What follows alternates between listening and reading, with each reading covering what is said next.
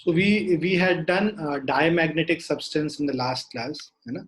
और आज हम लोग पैरामैग्नेटिक सब्सटेंस करेंगे, फिर फेरोमैग्नेटिक सब्सटेंस करेंगे, और उसके अलावा हम लोग जो है हिस्टेरेसिस लूप करेंगे और इन सब का एप्लीकेशन देखेंगे, यूजेस देखेंगे बेसिकली इन सब्सटेंसेस का. So, paramagnetic substances are those in which each individual atom, molecule, or ion has some net non-zero magnetic moment of its own. तो जितने भी एटम्स, आयंस और मॉलिक्यूल्स हैं उनमें खुद का कुछ नॉन जीरो मैग्नेटिक मोमेंट होता है, अपना खुद का. So when such substances are placed in an external magnetising field, they get feebly magnetised in the direction of the magnetising field. तो हम लोग जब इसको मैग्नेटिक फील्ड में रखते हैं तो ये जो सब्सटेंस है ये मैग्नेटाइज हो जाता है उसी डायरेक्शन में जिस डायरेक्शन में मैग्नेटाइजिंग फील्ड है, जो एक्सटर्नल फील्ड जिस डायरेक्शन में. सो ये पैरामैग्नेटिक सब्सटेंस का डेफिनेशन हो गया. Examples of some of the paramagnetic substances are aluminum, chromium, manganese, lithium, magnesium, platinum, tungsten, sodium, potassium, copper chloride, liquid oxygen, etc. ये सारे examples हैं paramagnetic substances के. Some other important properties of paramagnetic substances are when suspended in a uniform magnetic field, they rotate so as to bring their longest axis along the direction of the field. तो आप ये देखो paramagnetic substance में ये जो हमारा paramagnetic substance है इसका जो लॉन्गेस्ट एक्सिस है ये फील्ड के डायरेक्शन के अलोंग ही हो जाता है. ये लॉन्गेस्ट एक्सिस है, ये शॉर्टर एक्सिस है.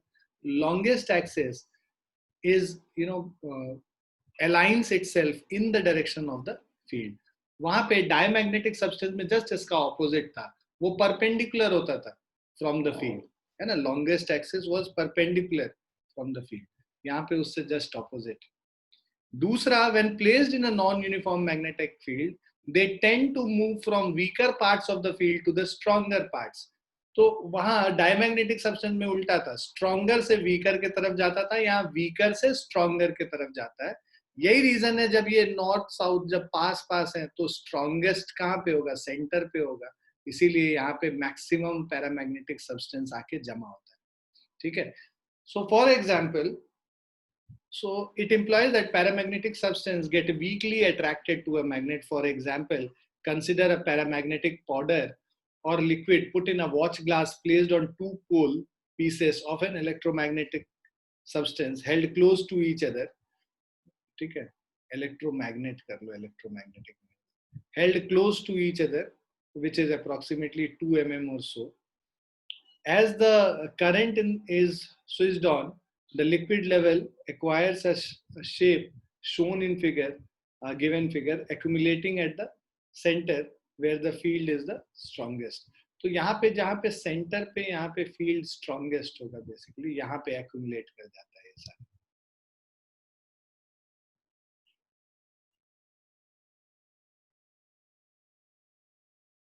Now, if the distance between the poles is increased, तो डिस्टेंस पोल के बीच में इंक्रीज करेंगे तो ये वीकर रीजन हो गया और पोल के पास स्ट्रॉन्गर रीजन है, यहाँ और यहाँ पे स्ट्रॉन्गर रीजन. इसीलिए यहाँ पे ज्यादा पैरामैग्नेटिक सब्सटेंस आके डेपोजिट होता है इन दोनों पॉइंट्स पे. So, if the distance between the pole is increased, the effect is reversed, as in that case, the field is, ठीक है, spelling थोड़ा, field is weaker at the center. This is shown in the given figure. So field is weaker at the center. Now, when the magnetic field is applied to the level of a paramagnetic liquid in one limb of a U-tube, the liquid level rises as shown. तो यहाँ पे जैसे तुमने field लगाया एक तरफ, तो जिधर फील्ड लगाया ना उधर ये पैरामैग्नेटिक सब्सटेंस ऊपर की तरफ मूव कर जाएगा और इधर नीचे की तरफ U-tube में. It confirms that paramagnetic substance move from weaker to stronger parts of the magnetic field. ठीक है, तो ये क्या कंफर्म करता है, पैरामैग्नेटिक सब्सटेंस वीकर से stronger part of the magnetic field में मूव कर रहा है.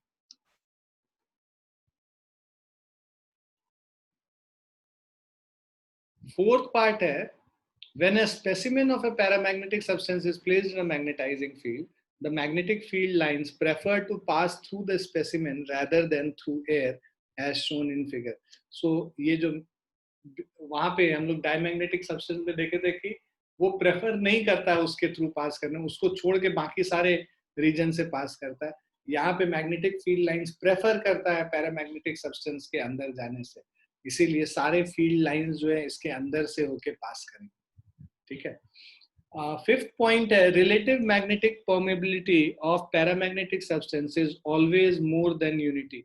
तो relative magnetic permeability is more than unity, so that means B is greater than B naught. ये अगर greater than 1 होगा, so B is greater than B naught, hence mu r is greater than 1. It means paramagnetic substance has a tendency to pull in magnetic field lines when placed in a magnetizing field. और यही वजह है कि ये magnetic field lines सारे इसके through pass करते हैं, it pulls it inside. Sixth वाला देखो, from the SI relation, ठीक है, mu r is equal to 1 plus xm. So as mu r is greater than 1, मतलब xm यहाँ पे क्या हो जाएगा, पॉजिटिव हो जाएगा, so xm must be positive, hence susceptibility of paramagnetic substance is positive. So susceptibility of paramagnetic substance is positive though small. ठीक है। सेवेंथ पॉइंट अगर हम देखें, susceptibility of paramagnetic substance varies inversely as the temperature of the substance, that is xm, is inversely proportional to temperature T. That is, they lose their magnetic character with rise in temperature. तो जब temperature increase करोगे तो इसका जो susceptibility, ये जो xm का value है वो डिक्रीज करेगा टेम्परेचर इंक्रीज करने से। जहां नहीं समझ में आएगा पूछ लेना, वैसे तो थ्योरेटिकल पार्ट है, समझने की ज्यादा मतलब कुछ है नहीं समझने के लिए, यहाँ पे एज इट इज याद करना है, फैक्ट्स हैं basically. Explanation of paramagnetism. So in paramagnetic material, every atom has some permanent magnetic dipole moment. ये हमने डेफिनेशन में भी कहा था। तो सभी का अपना एक परमानेंट डाइपोल मोमेंट है, और वो रैंडम किसी भी डायरेक्शन में हो सकता है, ये इधर है इधर है, किसी भी डायरेक्शन में इसका डाइपोल मोमेंट होगा ना।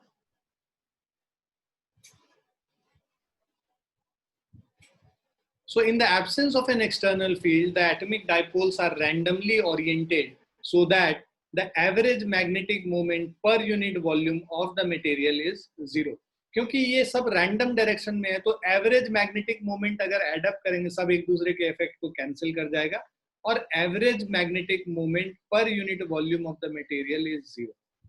Therefore, a paramagnetic material does not have a magnet in the does not behave as a magnet in the absence of an external magnetic field. So paramagnetic substance जो है, it will not behave as a magnet when placed in an external magnetic field. ठीक है? So when an external magnetic field is applied, it tries to align the atomic magnetic dipoles in the direction of the field. तो जब हम लोग इसको external magnetic field के अंदर रखते हैं, है ना, एक्सटर्नल मैग्नेटिक फील्ड के अंदर रखेंगे, तो ये सारे क्या करेंगे, ये सारा मैग्नेटिक डाइपोल मोमेंट, जो एटॉमिक मैग्नेटिक डाइपोल मोमेंट्स है इंडिविजुअल, वो सब एक दूसरे से अलाइन कर लेगा और एडअप करके नेट मैग्नेटिक फील्ड उसी डायरेक्शन में होगा जिधर मैग्नेटाइजिंग फील्ड है. So when an external magnetic field is applied, it tries to align the atomic magnetic dipoles in the direction of the field. That is why the specimen gets magnetized weakly in the direction of the field, and this is known as paramagnetism. When we raise the temperature of the material, the atomic magnetic dipoles acquire some kinetic energy. This tends to disorient the dipoles. अब इसका temperature अगर increase करते हैं तो उसमें random motion होगा, random motion होने के वजह से ये जो है डिसओरिएंटेशन हो जाएगा, और उससे क्या है जो मैग्नेटिक इफेक्ट है वो कम हो जाएगा. That is why magnetic susceptibility of the paramagnetic material decreases with rise in temperature. ये हम लोगों ने अभी जब प्रॉपर्टी कर रहे थे उस समय भी हम लोगों ने देखा था. अब हम लोग पैरामैग्नेटिक सब्सटेंस के बाद आते हैं फेरोमैग्नेटिक सब्सटेंस पे. सो फेरोमैग्नेटिक सब्सटेंस क्या है? Ferromagnetic substances are those in which each individual atom, molecule or ion has a non-zero magnetic moment. तो इन सब में क्या है, नॉन जीरो मैग्नेटिक मोमेंट है, as in a paramagnetic substance. तो फेरोमैग्नेटिक सब्सटेंस में भी खुद का, ठीक है, जो मैग्नेटिक मोमेंट, कुछ मैग्नेटिक मोमेंट खुद का होता है एटम, मॉलिक्यूल या आयन में, इसीलिए उसमें नॉन जीरो हम बोलते हैं कि मैग्नेटिक मोमेंट है. When such substances are placed in an external magnetizing field, they get strongly magnetized. वहां पे पैरामैग्नेटिक सब्सटेंस में हमने क्या देखा था, वीकली मैग्नेटाइज्ड होता था, ठीक है, और यहाँ पे क्या हो रहा है, स्ट्रांगली मैग्नेटाइज हो रहा है इन the direction of the field, है ना.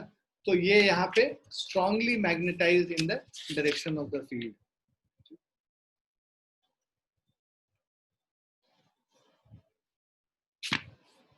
तो देखो, diamagnetic substance weakly magnetized in the opposite direction of magnetizing field, or paramagnetic substance weakly magnetized in the direction of external field, ठीक है, और फेरोमैग्नेटिक सब्सटेंस में strongly magnetised in the direction of the field. तो ये तीनों का जो है डिफरेंस है basically. Examples of ferromagnetic material, इसके एग्जांपल्स हैं आयरन है, कोबाल्ट है, निकल है, gadolinium and a number of their alloys. The ferromagnetic materials show all the properties of paramagnetic substance but to a much greater degree. तो जितने paramagnetic substance के properties हैं वो सारे प्रॉपर्टीज फेरोमैग्नेटिक मटेरियल्स भी शो करते हैं, बट ज्यादा डिग्री क्या है उसका, ग्रेटर डिग्री में शो करते हैं. फॉर एग्जाम्पल, पहला अगर हम देखें, they are strongly magnetised in the direction of external magnetising field in which they are placed. तो वहां पे जब हम लोग जो पैरामैग्नेटिक सब्सटेंस के बारे में पढ़ रहे थे, तो जब उसको हम लोग एक्सटर्नल मैग्नेटिक फील्ड में रखते थे तो वीकली मैग्नेटाइज होता था, यहाँ पे they are strongly magnetise. Second, they have a strong tendencies to move from a region of weak magnetic field to the region of strong magnetic field. They get strongly attracted to a magnet. तो ये जो है इनका जो tendency है, इसका क्या tendency होगा, to move from a region of weak magnetic field to region of strong magnetic field. Weak magnetic field से strong magnetic field की तरफ move करेगा. They get strongly attracted to a magnet. Okay.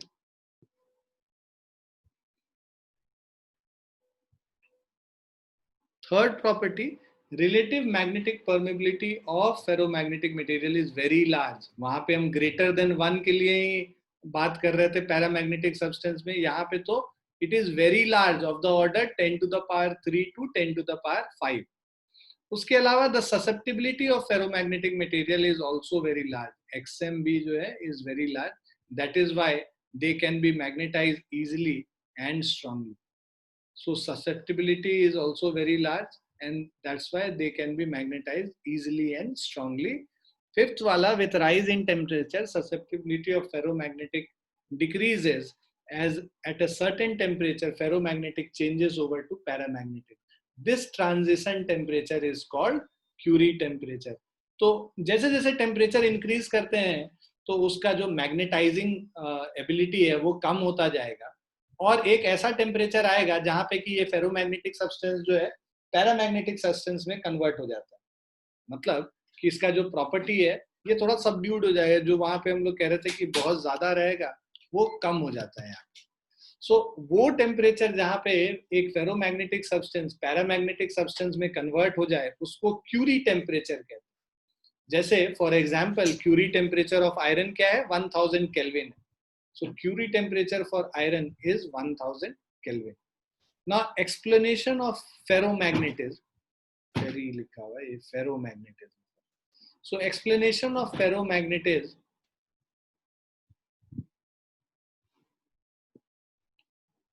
So ferromagnetism has been explained by Weiss on the basis of domain theory in addition to the usual electron theory. तो domain theory से हम लोग इसका explanation करते हैं.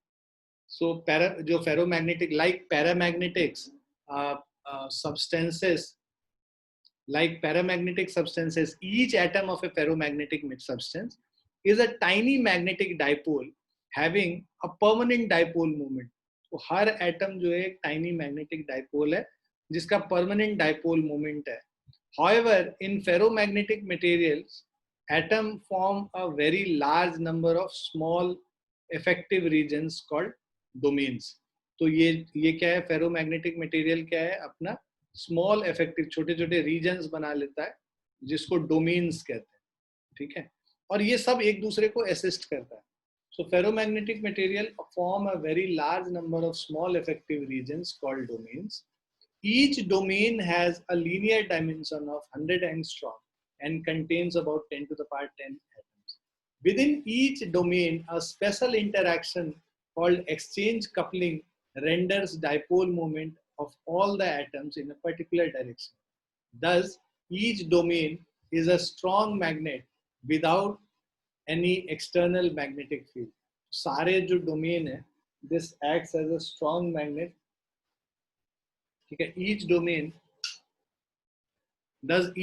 is a strong magnet without external magnetic field. In spite of this, a ferromagnetic substance does not behave as a magnet because in the absence of external magnetic field, the magnetic moment of different domains are randomly oriented. तो यहाँ पे वहाँ पे atomic level पे था, यहाँ पे ये बेसिकली डोमेन के लेवल पे होगा.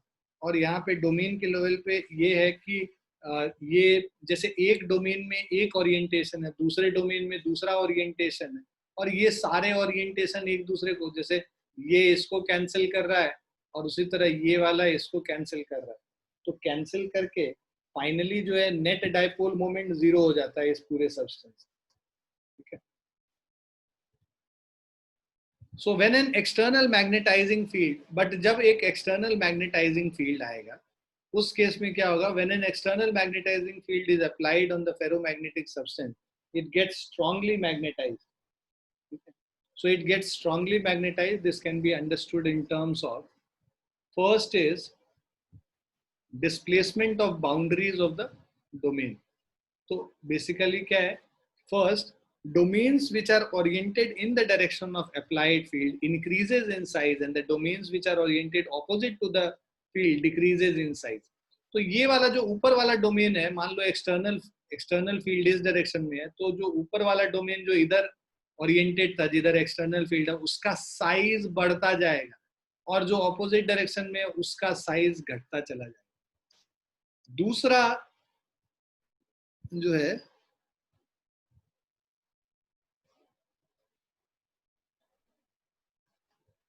so second is rotation of the domain, that is domain rotate till their magnetic moments are aligned in the direction of applied magnetic field. This would happen only when the magnetic field applied is very strong. तो यहाँ पे जो domain में जो है rotation भी होगा, rotation इस तरीके से होगा कि it will align itself towards the direction of the external magnetic field. So given figure A, अब यहाँ पे देखो, shows the state when the domains have partially aligned above B and amalgamated to form a single giant domain. This is how ferromagnetic material gets strongly magnetized in the direction of the applied field. In contrast, given figure B shows that state when B is equal to 0, तो उस समय disoriented है. Now, when external magnetic field is removed, magnetization disappears in some of the material like soft iron. तो in some of the material कर लेंगे इसको. So magnetization disappear कर जाता है जैसे ही हम external magnetic field को remove करेंगे. ठीक है. In some of the materials like soft iron. So these material are called soft ferromagnets. However, in materials like alnico, an alloy of aluminum, iron, aluminum, nickel, cobalt, and copper, the magnetization persists even after removal of external magnetic field. Such a material are called hard ferromagnets. So alnico is an example of hard ferromagnet, and soft iron is an example of soft ferromagnet.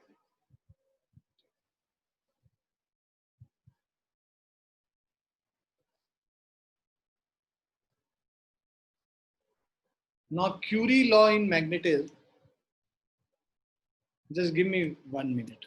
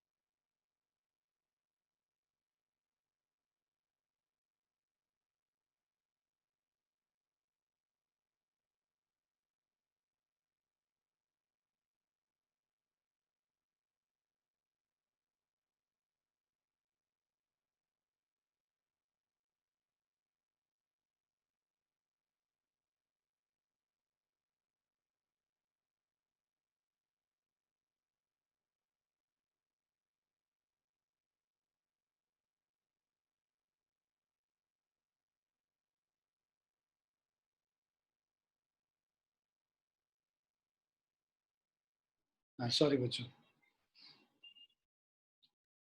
Curie law in magnetism हम लोग करेंगे.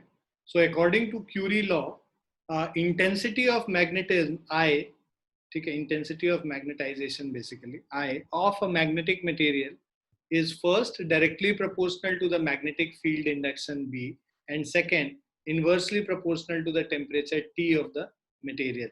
तो Curie law ये कहता है कि कोई भी इंटेंसिटी ऑफ मैग्नेटिज्म कोई भी मैग्नेटिक मटेरियल का दो चीज पे डिपेंड करता है कि एक्सटर्नल मैग्नेटिक फील्ड कितना है, डायरेक्टली प्रोपोर्शनल टू इट, और दूसरा inversely proportional to temperature. Temperature increase करेगा तो उसका मैग्नेटिज्म कम हो जाएगा.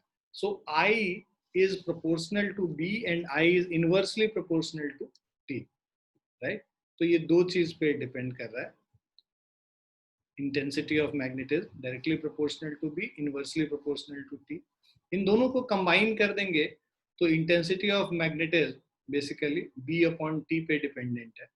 अब हमें पता है कि B is proportional to H, तो I is proportional to H upon T कर सकते हैं, या I by H is inversely proportional to 1 by T. I by H हमारा एक्सएम के बराबर है, तो XM is inversely proportional to 1 by T, that is susceptibility, और XM is equal to C upon T. तो ये जो C कांस्टेंट है, C is a constant of proportionality and is called Curie constant. Okay, so C is a constant of proportionality and that is known as Curie constant. So this is our Curie law of magnetism. Clear है बच्चों? Yes, sir. Yes, sir. Hysteresis curve देखेंगे. So the hysteresis curve represents the relation between magnetic field induction B or intensity of magnetization I. ठीक है, तो ये जो एक relation है of a ferromagnetic material with a magnetising force और magnetic intensity H. तो B अगेंस्ट H, B या I ले सकते हो. B अगेंस्ट H जब हम लोग प्लॉट करते हैं कर्व को, इसको हम लोग हिस्टेरेसिस कर्व कहते हैं. The shape of the hysteresis curve is shown in the figure. तो ये इस तरीके से यहाँ से स्टार्ट हुआ जब मैग्नेटाइज करेंगे, फिर डीमैग्नेटाइज जब करेंगे तब, ये इधर आएगा और फिर से मैग्नेटाइज करेंगे तो ये वापस इसी पॉइंट पे, ठीक है।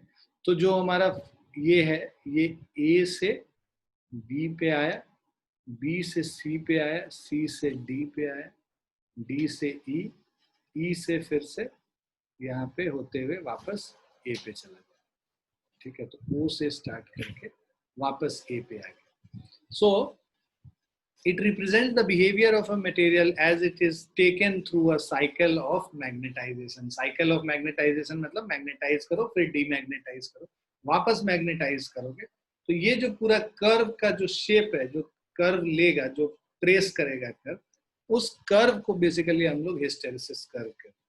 Now suppose the material is unmagnetized initially, तो इनिशियली जो है ये अनमैग्नेटाइज्ड है, that is B is equal to 0 and H is equal to 0.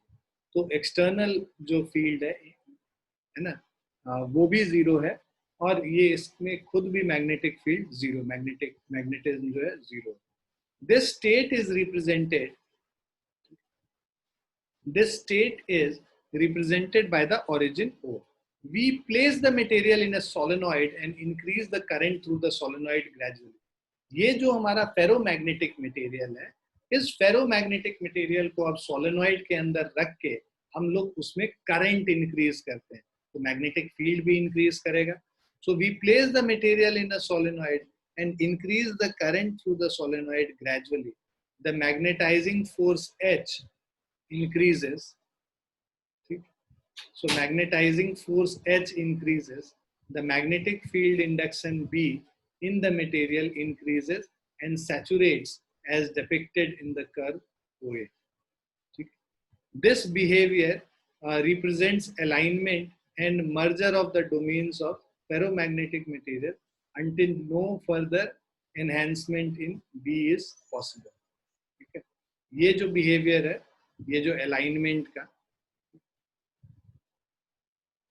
तो यहाँ पे हम लोग को कह रहा है कि जब इसको सोलेनॉइड के अंदर हम लोगों ने रखा, मैग्नेटाइजिंग फोर्स H को बढ़ा रहे हैं, so magnetic field induction B in the material increases and saturates as depicted in the curve OA। तो इंक्रीज करेगा पहले और बाद में सैचुरेट कर जाएगा, है ना, फर्दर इंक्रीज होना बंद हो जाएगा। This behaviour represents alignment and merger of domains of ferromagnetic material. हम लोगों ने देखा था अलाइनमेंट होता है, मर्जिंग होता है, बड़ा होता जाता है फेरोमैग्नेटिक मटेरियल, मतलब उसका जो डोमेन है, until no further enhancement B in B is possible। ये तब तक अलाइनमेंट और ये मर्जर होगा जब तक कि फर्दर बी में इंक्रीमेंट रुक जाएगा, मतलब जो इसका सैचुरेशन लेवल पहुंच जाएगा, उसके बाद फर्दर इसका अलाइनमेंट नहीं होता है। नाउ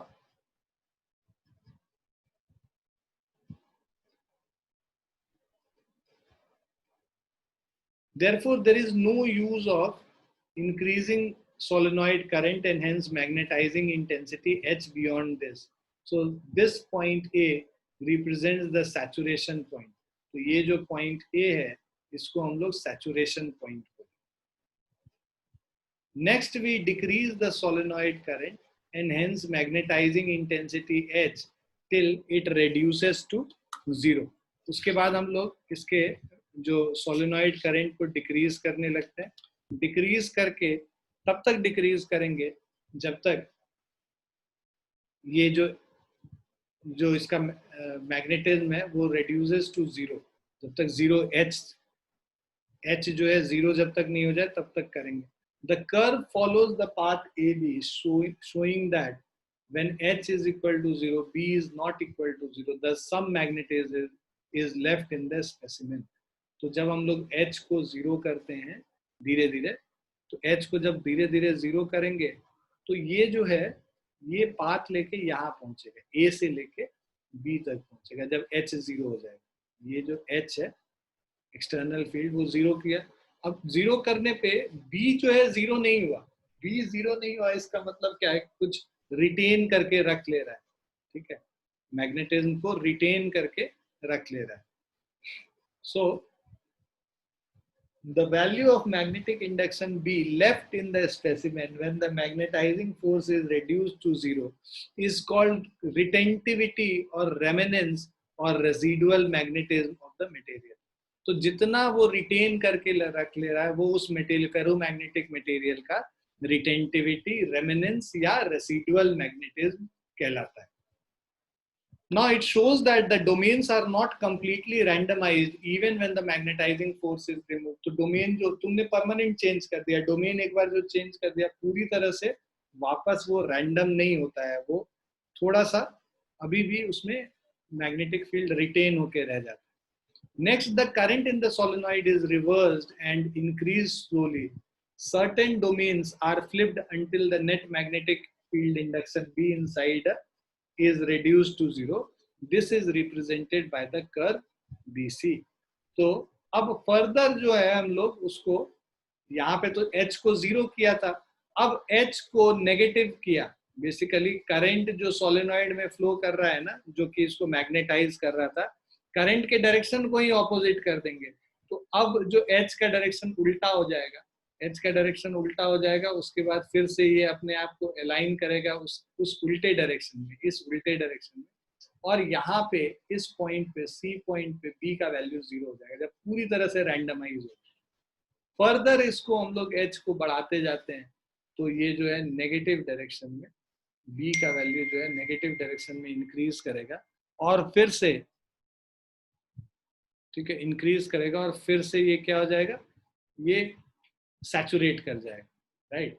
तो अब जो ये सैचुरेशन लेवल आ गया, इस सैचुरेशन लेवल पे ये फिर से नेगेटिव इसमें रुक जाएगा.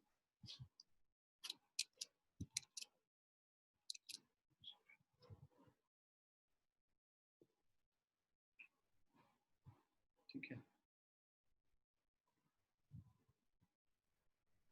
Now it means to reduce the residual magnetism or retentivity to zero, we have to apply a magnetizing force OC in opposite direction. This value of magnetizing force is called coercivity of the material. है ना, retentivity जितना retain करके रख ले रहा है और जितना मैग्नेटिक फील्ड H हम लोग को एक्सटर्नली लगाना पड़ेगा ऑपोजिट डायरेक्शन में इस मैग्नेटिक इफेक्ट को जीरो करने के लिए, है ना, और मैग्नेटिज्म को जीरो करने के लिए जितना हम लोग को मैग्नेटाइजिंग फोर्स नेगेटिव डायरेक्शन में लगाना पड़ेगा वो उस मटेरियल का कोअर्सिविटी कहलाता है. ठीक है. तो this is known as coercivity of the material. तो तुम ये देखो कि यहाँ पे जो हिस्टेरेसिस कर्व था, इस हिस्टेरेसिस कर्व में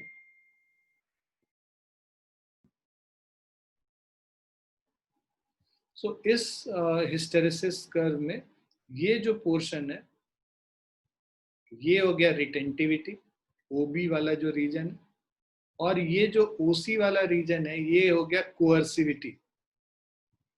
तो रिटेंटिविटी और ओसी जो है कोअर्सिविटी है. जो उल्टे डायरेक्शन में H को कितना करना पड़ेगा जिससे कि हम रेसिडुअल मैग्नेटिज्म को जीरो कर सकें, वो उसका कोअर्सिविटी कहलाएगा उस मटेरियल का. समझ में आ गया क्या है रिटेंटिविटी और क्या है कोअर्सिविटी? Now, as the reverse current in solenoid is increased in magnitude, we once again obtain saturation in the reverse direction at D. ठीक है. तो हम लोगों ने इसको इधर बढ़ाया, फिर इधर कम कर रहे हैं, ये यहाँ तक आ गया. ठीक है. यहाँ पे D पे पहुंच गया. सो ये O से स्टार्ट किए थे, A, B, C और ये D. उसको फर्दर हम लोग बढ़ाएंगे. ये इस तरह से, ये इधर, इधर, ये डायरेक्शन, अब D पे पहुंच गए हैं. ठीक है. Now the variation is represented by the curve CD. Next the solenoid current is reduced, है ना. तो ये कर्व ABCDE आ गया, यहाँ पे DE आ गया, reversed and increased, reverse and increase पे ये EA आ गया, बेसिकली वापस ये पे पहुंच गया. The cycle repeats itself. उसके बाद ये साइकिल रिपीट होता जाए. तो जब इनिशियली अनमैग्नेटाइज था, इनिशियल में ही बस O पे रहेगा, उसके बाद O से जब A गया, A से ये, B से C, C से D, D से E, E से A, ये कंटिन्यूड इसी डायरेक्शन में मूव करता रहेगा. क्लियर है बच्चों? तो हिस्टेरेसिस कर्व को रिपीट करता रहेगा बेसिकली साइक्लिक ऑर्डर में. From the given figure, we find that saturated magnetic induction BS is of the order of 1.5 Tesla and coercivity is of the order of minus 90 ampere meter.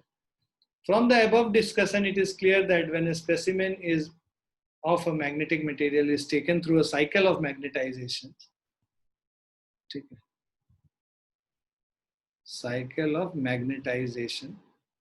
the intensity of magnetization I and magnetic field induction B lag behind the magnetizing for H. Now, thus, even if magnetizing force H is made zero, the value of I and B do not reduce to zero. That is, the specimen tends to retain the magnetic properties. This phenomena of lagging of I or B behind H, when a specimen of a magnetic material is subjected to a cycle of magnetizing, is called hysteresis. ये जो I और B lag करता है, lag करने का मतलब जब H, ये तुम्हारा H हो गया, ये B हो गया, H इवन जब जीरो हो जाता है, तुम्हारा B अभी भी जीरो नहीं हुआ है, तो मतलब लैग कर रहा है. अब H को जब फर्दर नेगेटिव ले जाओगे तब जाके यहाँ पे आके ये लैग करता है, मतलब बेसिकली यहाँ पे आके जीरो होता है. तो इतने से लैग कर रहा है और ये जो प्रॉपर्टी है इसको हिस्टेरेसिस कहते हैं. कर्व ABCDEA ए से स्टार्ट होके बी पे आया, बी से सी, सी से डी, डी से ई और वापस ए पे पहुंच गया. इस कर्व को हम लोग हिस्टेरेसिस लूप कहते हैं. क्लियर है बच्चों? Yes sir. Yes. Yes sir. तो यही जो वैल्यू यहाँ पे तुमको दे रहा है, तो रिटेंटिविटी यहाँ पे देखो, ये 1, ये कितना हो गया, 1.5 हो गया रिटेंटिविटी, 1.5 टेस्ला. और ये जो है वैल्यू कोअर्सिविटी है, तो बेसिकली माइनस 90 हो जाएगा ampere per metre.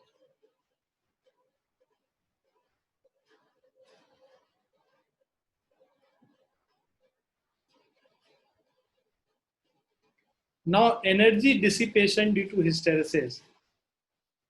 So when a magnetic material is taken through a cycle of magnetization, some energy is spent in the process.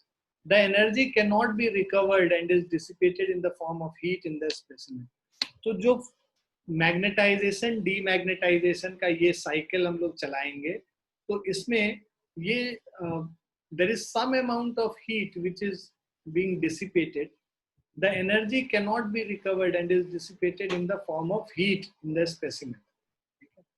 So when a magnetic material is taken through a cycle of magnetization, some energy is spent in the process. The energy cannot be recovered and is dissipated in the form of heat in the specimen.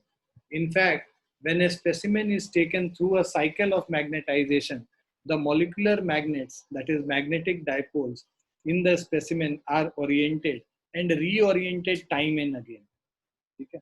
तो जब ये specimen को is taken through cycle of magnetization and demagnetization, okay, so the molecular magnets in the specimen are oriented and reoriented time and again. This molecular motion within the specimen results in the production of heat. तुम बार बार किसी चीज को magnetise और demagnetise करोगे तो उससे heat produce होगा. It can be shown that the loss of energy per unit volume of the specimen per cycle of magnetization in CGS system is equal to the area of the IH loop of the specimen, and in SI, so it is equal to the area of the BH loop. तो basically जो heat energy loss हो रहा है वो किसके बराबर होगा? ये जो हिस्टेरेसिस लूप है इसके अंदर के एरिया के बराबर होता है. Exact shape and size of the IH and BH loop depend upon the nature of the material and history of the specimen. तो लूप का शेप और साइज किस पे डिपेंड करेगा? उस मटेरियल पे डिपेंड करेगा. तो सॉफ्ट आयरन का कुछ और हिस्टेरेसिस कर्व का शेप होगा, उसके अलावा स्टील का कुछ और होगा. तो ये सब का जो है चेंज करता रहता है. By studying the hysteresis loops of various magnetic material, we can study the differences in their properties. Example, retentivity, coercivity, permeability, susceptibility, and energy loss, etc. Such studies enable us to select suitable materials for different purposes. Example, for electromagnets, for transformer cores, for permanent magnets, etc. So for example, hysteresis loop for soft iron is narrow and large, whereas the hysteresis loop for steel is wide and short.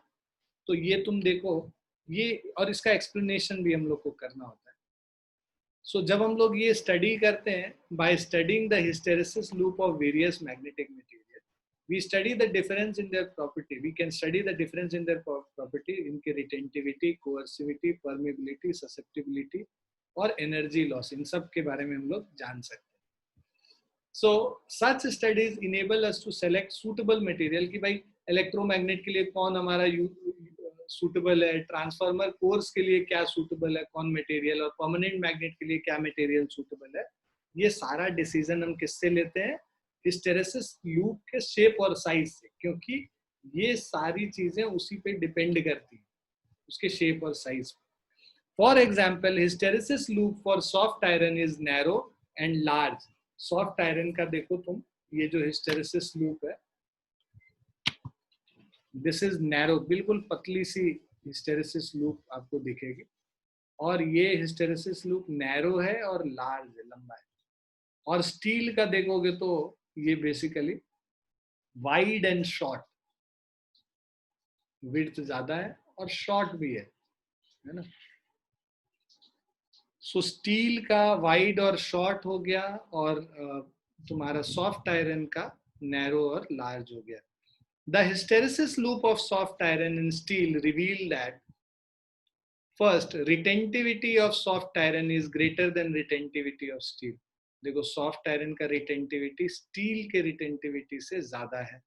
दूसरा, soft iron is more strongly magnetized than steel. तो soft iron का जो magnetize होगा वो ज्यादा strongly magnetized है ना. यहाँ तक देखो magnetize हो जा रहा है, B का इतने वैल्यू तक magnetize हो जा रहा है. उसके अलावा coercivity of soft iron is less than coercivity of steel. तो कोअर्सिविटी सॉफ्ट आयरन का ये है, स्टील का ज्यादा है कोअर्सिविटी. ठीक है. Fourth, as area of IH loop, hysteresis loop for soft iron is smaller than the area of IH loop for steel. Therefore, hysteresis loss in case of soft iron, इसको loss कर लेना. So hysteresis loss in case of soft iron is smaller than the hysteresis loss in case of steel. Soft iron के case में hysteresis loss smaller होगा as compared to that of steel.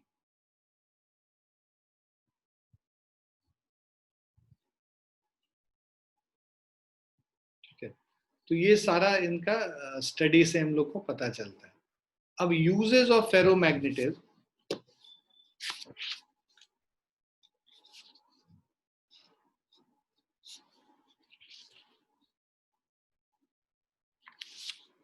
ठीक है.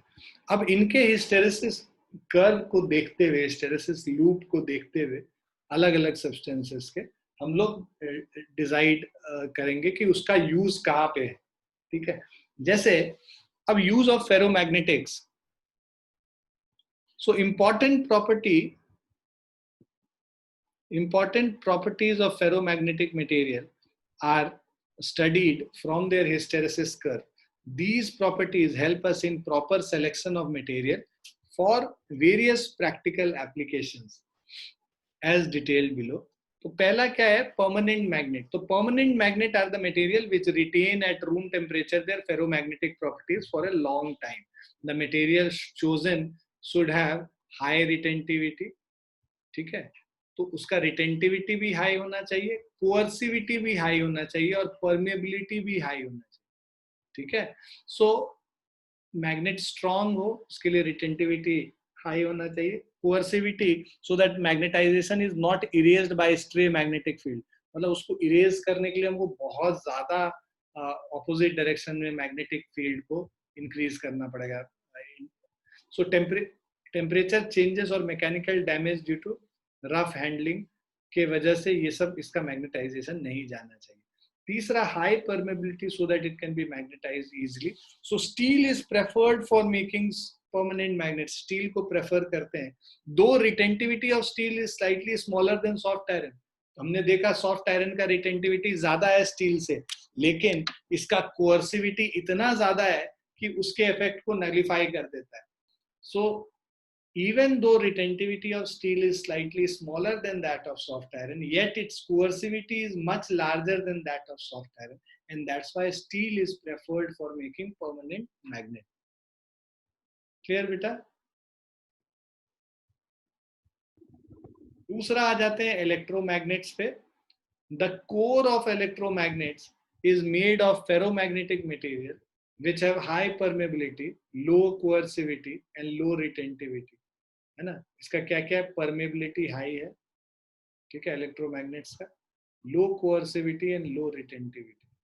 Soft iron is suitable material for this purpose क्योंकि उसका जो coercivity है low है. When a soft iron rod is placed in solenoid and current is passed through the solenoid as shown, magnetism of the solenoid is increased by 1000-fold. When the solenoid current is switched off, the magnetism is removed instantly. है ना, instantly ये remove हो जाता है as coercivity of soft iron is very, है ना, कोअर्सिविटी लो होने के कारण इंस्टेंटली वो जीरो हो जाता है. Electromagnets are used in electric bulbs, loud speakers and telephone diaphragms. So giant electromagnets,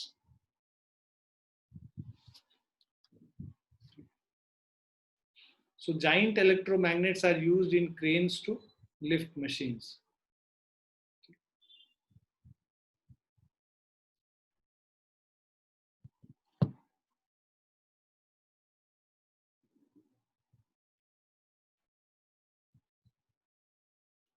Now factors affecting the strength of an electromagnet. तो इलेक्ट्रोमैग्नेट के स्ट्रेंथ पे क्या क्या factor, number of loops in the coil, है ना, ये सब तो हम लोग को पता ही है. Strength of current passed, nature of the core of electromagnet और टेम्परेचर पे. So as magnetism is lost at high temperature, therefore to retain magnetism in a given material it must be maintained at low temperature. अब transformer course में हम क्या material use करेंगे, इसका भी decision हम लोग हिस्टेरेसिस कर्व से लेते हैं. सो ट्रांसफार्मर कोर्स का, the material used for making transformer course, chokes and diaphragms of telephones etc. are subjected to AC cycle of magnetism for a long period. Therefore, low hysteresis loss is the first essential condition for such material. तो ऐसे material को choose करेंगे जिसमें hysteresis loss कम हो. The hysteresis curve of such material must be narrow, मतलब उसका area कम होना चाहिए. Energy dissipated and therefore heating of the material will be small. The material chosen must also have high resistivity to decrease energy losses due to eddy current. Now, soft iron is more suitable for transformer cores because उसका जो narrow hysteresis curve है. More effective alloys have also been developed for the purpose. Some of them are perm alloys, mu metal, and radio metal. तो ये सारी जो substances हैं, इन substances को भी हम लोग यूज करते हैं यहाँ. क्लियर है? Yes, sir. Yes, sir. तो ये जो क्लासिफिकेशन ऑफ मैग्नेटिक मटेरियल इतना ही है ना. इसके आगे अब हम लोग इलेक्ट्रोमैग्नेटिज्म अगली क्लास में स्टार्ट करेंगे नेक्स्ट वीक. ठीक है बच्चों? Yes sir. Yes, sir. तो ये तुम लोग के साथ शेयर कर लेंगे, तुम लोग इसको पढ़ लेना अच्छे से. ओके.